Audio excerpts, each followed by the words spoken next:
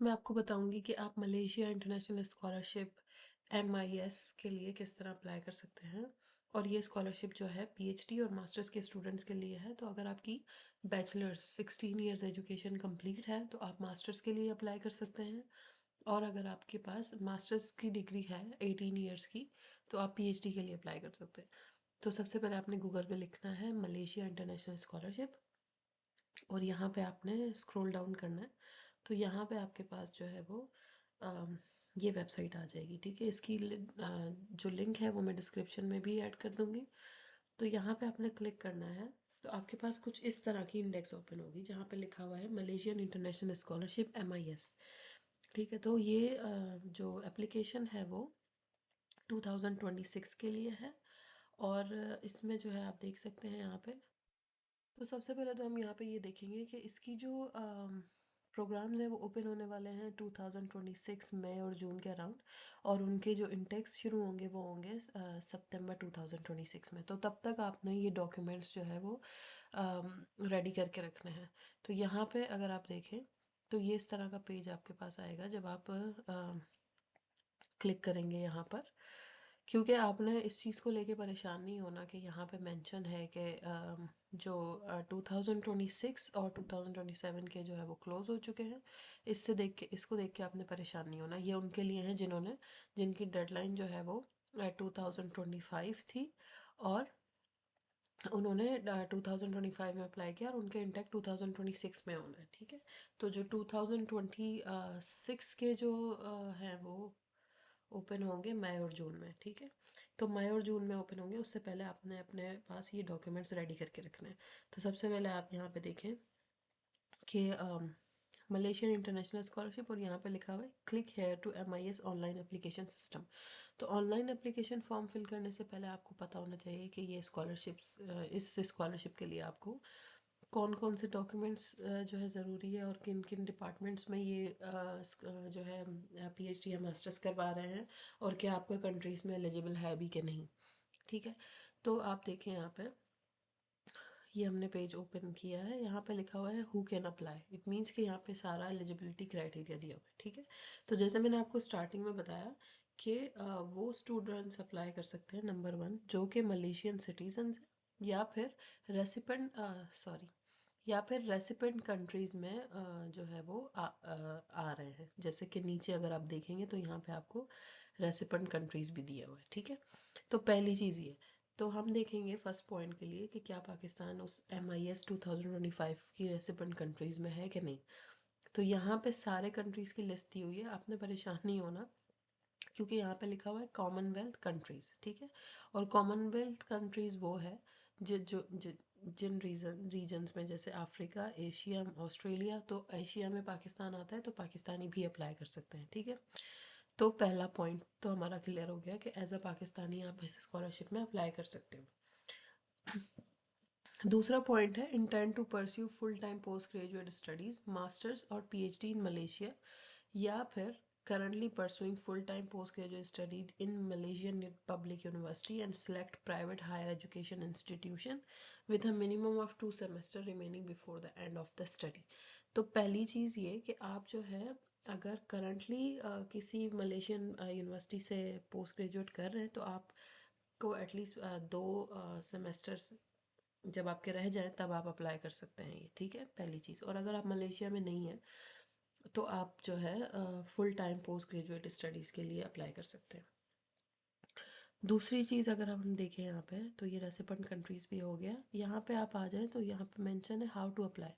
तो यहाँ पे application for MIS can be accessed online. यहाँ पे आप इस वेबसाइट पे जाएंगे तो आपके पास एप्लीकेशन सिस्टम का पेज ओपन हो जाएगा जो अभी हमने पहले देखा। उसके अलावा वो एप्लीकेंट्स जो है वो अप्लाई कर सकते हैं। अपनी सारी एप्लीकेशन में आपने जो है वो कंपलसरी डॉक्यूमेंट जो नीचे स्कैन और है वो आपने स्कैन करके PDF फॉर्मेट में अपलोड करने हैं। तो अब देखते हैं कि डॉक्यूमेंट्स कौन कौन से ज़रूरी है। तो पहला डॉक्यूमेंट तो है आपके पास सर्टिफाइड कॉपी ऑफ पासपोर्ट। तो आपके पास पासपोर्ट होना चाहिए और उसकी वैलिडिटी 6 मंथ में हो। ऐसा ना हो कि वो 6 मंथ से पहले ही एक्सपायर हो रहा हो, पहली चीज़। और सेकंड चीज़ है कि आपके पास सारे एकेडमिक ट्रांसक्रिप्ट्स की सर्टिफाइड कॉपी हो, ठीक है, ओरिजिनल। तो आपकी अगर आप मास्टर्स के लिए अप्लाई करें तो आपके पास होनी चाहिए transcript of under graduate studies, ठीक है। और अगर आप पीएचडी के लिए अप्लाई कर रहे हैं तो आपके पास मास्टर्स डिग्री ट्रांसक्रिप्ट होनी चाहिए फॉर पीएचडी एप्लीकेंट्स, पहली चीज़। उसके बाद आप देखें कि यहाँ पे लिखा हुआ है reflect the record of all the courses taken through out the previous study. अगर आप देखें कि ट्रांसक्रिप्ट जब भी आप अपनी देखेंगे तो ट्रांसक्रिप्ट में आपके सारे सब्जेक्ट्स लिखे होते हैं और आपके ग्रेड्स लिखे होते हैं। तो ये वही एविडेंस मांग रहा है कि वो ट्रांसक्रिप्ट वैसी ट्रांसक्रिप्ट हो जिसमें आपके जितने भी कोर्सेज आपने पढ़े हैं थ्रू आउट बैचलर्स या मास्टर्स वहाँ पे मेंशन हो, ठीक है। सी में अगर हम देखें तो यहाँ पे लिखा हुआ है कि must be submitted together with a certified official document issued by the applicant's alma mater describing the institution grade system if applicant transcript does not include information on CGPA। तो अगर आपकी जो है वो ट्रांसक्रिप्ट के ऊपर आपका सारे सब्जेक्ट्स नहीं लिखे हुए तो आप इस जो है वो इस सिस्टम के थ्रू उसको जनरेट कर सकते हैं, ठीक है। ये मलेशियन गवर्नमेंट की तरफ से ही होता है। तो उसके बाद थर्ड पॉइंट पे आए कि a certified copy of English proficiency test result, ठीक है। यहाँ पे इंग्लिश प्रोफिशंसी में जो है आपसे आइल्स या टॉफिल आपके पास होना चाहिए या फिर आपके पास ऑफिशियल लेटर होना चाहिए from the previous institution declaring English as the medium of instruction used for obtain degree. तो या तो आपके पास आइल्स या टोफिल होना चाहिए या आपके पास इंग्लिश लैंग्वेज प्रोफिशिएंसी का सर्टिफिकेट होना चाहिए। अगर आप मास्टर्स के लिए अप्लाई कर रहे हैं तो आपकी पास जो बैचलर्स की यूनिवर्सिटी है आपकी वहाँ से आपने वो इंग्लिश प्रोफिशिएंसी सर्टिफिकेट निकालना है जिसमें ये मेंशन होता है कि आपने बैचलर्स जो आपकी अंडर ग्रेजुएट है उसमें आपने इंग्लिश में पढ़ा है, ठीक है। आपका जो मीडियम था वो इंग्लिश था। या फिर अगर आप पीएचडी के लिए अप्लाई कर रहे हैं तो मास्टर्स की यूनिवर्सिटी से आपने इंग्लिश प्रोफिशिएंसी सर्टिफिकेट निकलवाना है जो ये बताता है कि आपकी बैचलर्स और मास्टर्स की डिग्री इंग्लिश में हुई है। उसके बाद आ जाता है फोर्थ पॉइंट में letter of recommendation from two referees. तो दो रेफरीज का आपके पास रेफरेंस लेटर होना चाहिए। मैंने आई थिंक आपको पहले भी एक वीडियो में बताया था कि लेटर ऑफ रिकमेंडेशन में क्या होता है कि आपने आपके बिहाफ पे आपका कोई रेफरी जो कि मे बी आपका बैचलर्स में सुपरवाइज़र रहा हो या आपका प्रोफेसर रहा हो या मास्टर्स में जो भी आपका जो है एकेडमिक रेफरी रहा हो उससे आपने एक लेटर लिखवाना होता है जिसमें वो आपके बारे में लिखते हैं कि ये जो है किस नेचर के स्टूडेंट हैं और मतलब ये अगर आप देखें यहाँ पे तो वो ये बताते हैं कि ये वो पंचुअल है कि नहीं, अपनी जो है वो टास्क कंप्लीट कर सकते हैं कि नहीं, कमिटेड है कि नहीं अपने काम से। तो ये लेटर ऑफ रिकमेंडेशन जो है आपने बनवाना होता है। लेकिन मैंने आपको आई थिंक पहले भी एक वीडियो में बताया था कि मोस्टली प्रोफेसर्स के पास इतना टाइम नहीं होता कि वो आपके लिए रिकमेंडेशन लेटर बनाए। तो अगर आप किसी भी रेफरी को डालना चाह रहे हैं तो आप अपनी तरफ से पहले उनसे परमिशन लें कि क्या आप मेरे रेफरी बन सकते हैं। और फिर आप अगर वो कह दें कि ठीक है तो फिर आप खुद एक लेटर टाइप करें और उसमें उनसे साइन करवाएं और उसमें उस प्रोफेसर की डिटेल जैसे कि उनका ईमेल एड्रेस, उनकी डेजिग्नेशन, उनका नाम सब कुछ मेंशन हो। क्योंकि आपकी जब एप्लीकेशन सबमिट होती है तो सबसे पहले वो रेफरी से कंफर्म करते हैं। तो आपके वो ऐसे रेफरी होने चाहिए जो अगर उनको कोई ईमेल आए तो वो एक्टिवली उस ईमेल का रिप्लाई कर सकें। अक्सर क्या होता है कि रेफरी किसके पास जब ईमेल जाती है तो उनके पास ईमेल देखने का टाइम ही नहीं होता या वो उस चीज़ को बहुत ही लाइट लेते हैं। तो क्या होता है कि आपकी डेडलाइन गुजर जाती है और आपको वो रेफरी अगर आपका कंफर्म नहीं करते या सबमिट नहीं करते तो फिर वो आपकी एप्लीकेशन वेस्ट हो जाती है, ठीक है। तो आप हमेशा ऐसे रेफरीज को मेंशन करें जो आपके बिहाफ पे आप एक्टिवली आपके उस ईमेल का रिप्लाई कर सके या ऐसा भी हो कि वो आपसे मीन्स कि इतना क्लोज हो कि आप उनसे खुद भी रिक्वेस्ट कर सकें कि आपके पास एक ईमेल आई होगी तो आप काइंडली उसका रिप्लाई कर दें, ठीक है। और फिफ्थ जो है वो है admission letter to Malaysian university if applicant can currently undertaken post-graduate study or if applicant have secured admission to the university। ये उनके लिए कि अगर जो है आप मलेशियन यूनिवर्सिटी का आपके पास एडमिशन लेटर है, क्योंकि कुछ ऐसा होता है कि ये स्कॉलरशिप उन लोगों के लिए भी है जो पहले से ही मलेशिया में पढ़ रहे हैं लेकिन उनके पास स्कॉलरशिप नहीं है। तो ये उनके लिए भी है कि आप स्कॉलरशिप के लिए वहाँ बैठ के भी अप्लाई कर सकते हैं। और जो न्यूली अप्लाई कर रहे हैं जैसे आप लोग तो इसमें अप्लाई आप कर सकते हैं, ठीक है।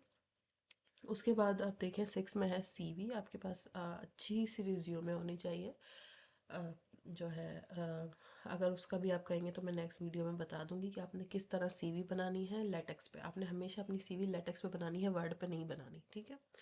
उसके अलावा आपका जो है, और लेटेक्स पे CV बनाना बहुत ही आसान है। अगर आप मुझसे कमेंट करेंगे इस वीडियो के नीचे, तो मैं आपको CV किस तरह बनाई जाती है लेटेक्स पे बहुत ही इजी वे में बता दूंगी, और हर कोई वो कर सकता है, और ये स्किल्स आपके पास होने चाहिए।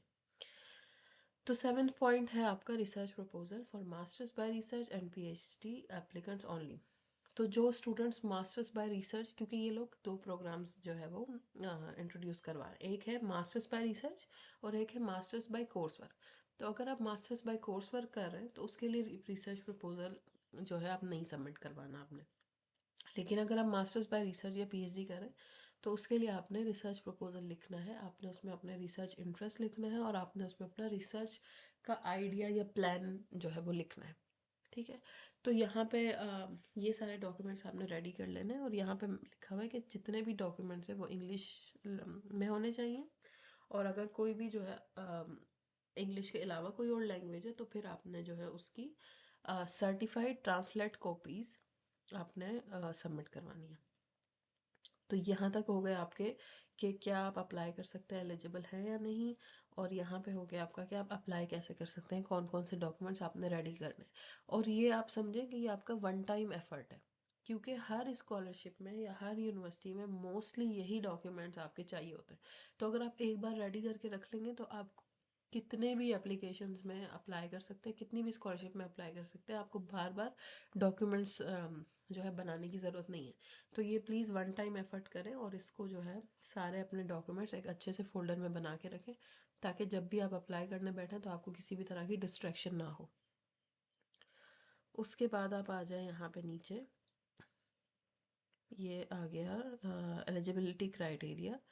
तो यहाँ पे आप देखें, यहाँ पे जो है आपका एकेडमिक एलिजिबिलिटी क्राइटेरिया बताया गया है कि वो एप्लीकेंट्स जो मास्टर्स डिग्री के लिए अप्लाई कर रहे हैं उनकी एज 40+ नहीं होनी चाहिए, ठीक है, पहली चीज़। और सेकंड चीज़ में ये कि अगर वो PhD के लिए अप्लाई कर रहे हैं तो उनकी एज मोर देन 45 नहीं होनी चाहिए। तो ये तो एज का क्राइटेरिया आ गया। यहाँ पे अगर आप देखें कि थर्ड में वो बता रहे हैं कि आपके पास गुड एकेडमिक क्वालिफिकेशन होनी चाहिए।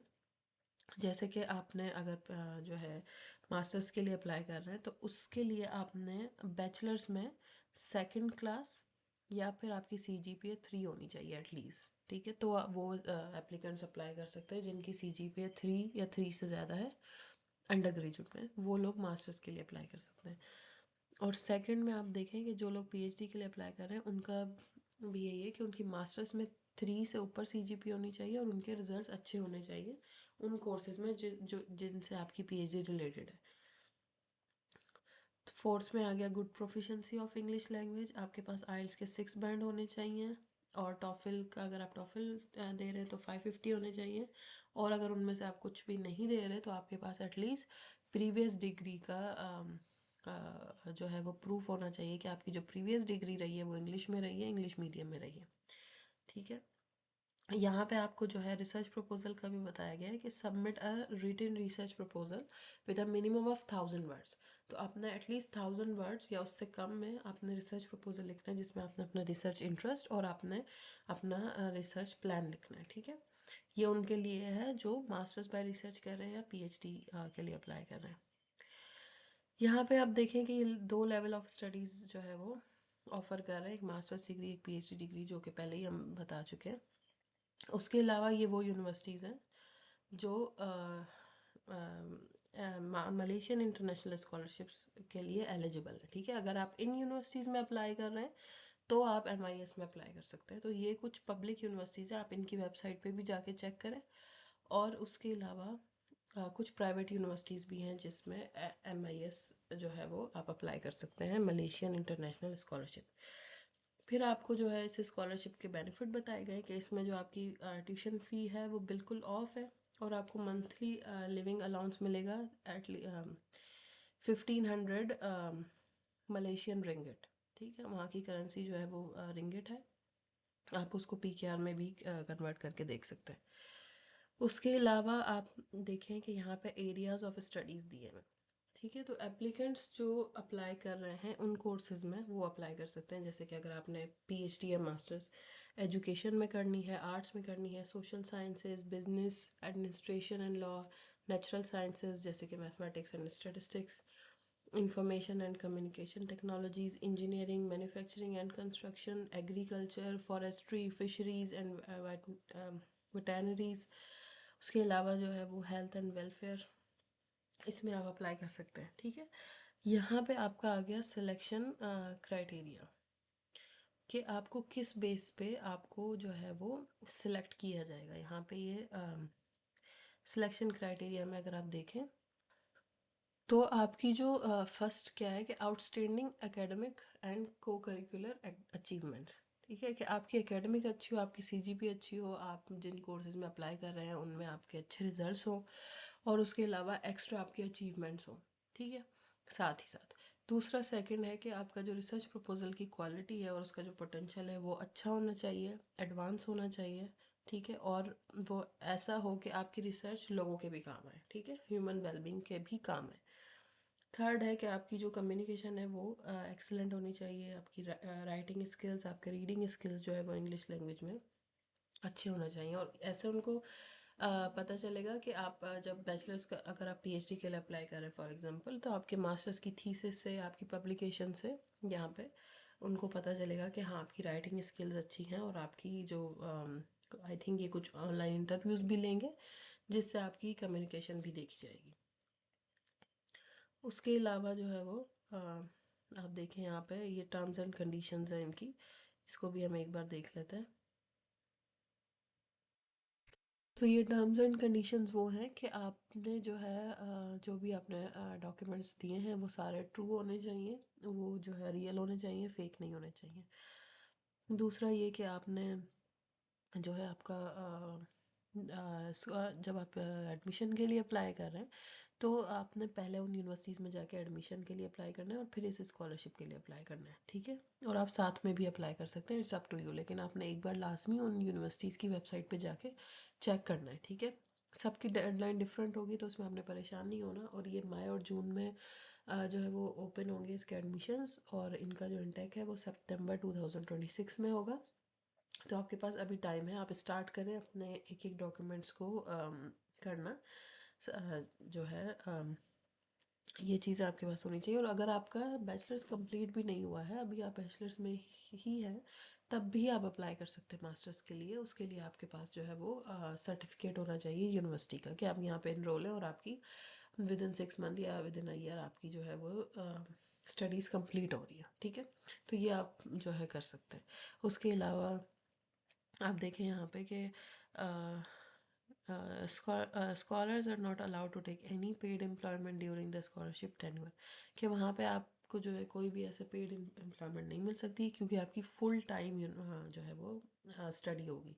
अगर आप मास्टर्स कर रहे हैं वो भी फुल टाइम होगी 9 to 5, और अगर आप पीएचडी कर रहे हैं वो भी होगी फुल टाइम 9 to 5, ठीक है। और क्योंकि इसी वजह से वो आपको स्टाइपेंड दे रहे हैं 1500 मलेशियन रिंगिट का, कि आपके जितने भी लिविंग अलाउंस है वो जो है आपके पे हो जाए, ताकि आपको कहीं एक्स्ट्रा एम्प्लॉयमेंट ना करनी पड़े। यहाँ पे आप देखें नीचे आकर कि यहाँ पे इनके जो है कॉन्टैक्ट इन्फॉर्मेशन भी दी हुई है, इनका ईमेल एड्रेस भी दिया हुआ है। अगर आपको किसी भी तरह की क्यूरी है तो आप इस ईमेल एड्रेस पे पूछ सकते हैं, ठीक है। और ये आपको लास्ट में रिप्लाई देंगे। और यहाँ पे आप जो है कोई भी फॉर एग्जांपल आपके पास आप एमआईएस का एप्लीकेशन फॉर्म फिल कर रहे हैं और आपको फॉर्म फिल करते हुए कोई कोई आपके टेक्निकल असिस्टेंट चाहिए हुई, या तो फिर आप इनको ईमेल करके पूछ सकते हैं उसका स्क्रीनशॉट लगा के। फॉर एग्जांपल कभी ऐसा होता है कि आपका जो डॉक्यूमेंट्स है वो अपलोड नहीं हो रहे होते हैं, या फॉर्म आगे नहीं बढ़ा होता, और बच्चों को इतनी स्टूडेंट्स को इतनी समझ नहीं होती उन चीज़ों की।